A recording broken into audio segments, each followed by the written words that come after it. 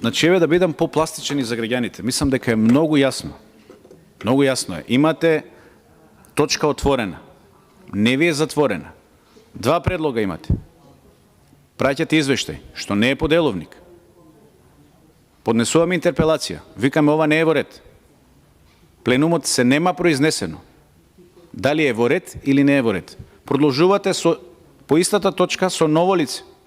Ќе правите повторно прекршок. Така, дополнително вие ќе пишувате некаков извештај. Што ќе биде сега? Извештај, записник? Како ќе биде сега тоа дефинирано? Значи, се ставате повторно во ситуација да направите прекршок и да добиете дополнителна интерпелација. Мислам дека е многу јасна работата. Од тие причини кажувам, дајте нека се заврши интерпелацијата, нека се отфрли. Еве, ако сте во право, нека се отфрли. Имате мнозинство тамо, нека ви изгласаат дека сте во право. Па тогаш да продолжиме.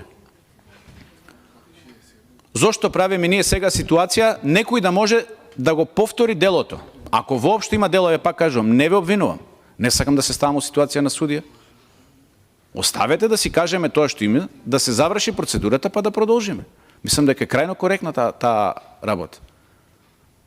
И пак викам, процедурата е многу поважна од материјалната расправа. Оти процедурата на овој момент што сега, на овој начин како што се прекрши, тоа станува сега веќе ќе стане пракса и за следните генерации, односно за следните парламентарни состави. И некој иден парламентарен состав ќе се повикува токму на оваа пракса. Односно, вие повторно ќе се ставите сега во ситуација, што ќе напишете, еве да ве прашам, после завршувањето на точката, еве ќе се исцрпи листата на говорници. Каков извештај ќе пратите до председателот на собранието? Извештај, записник, што ќе напишете во тој извештај? И дали мислите дека тоа не е основа за нова интерпелација?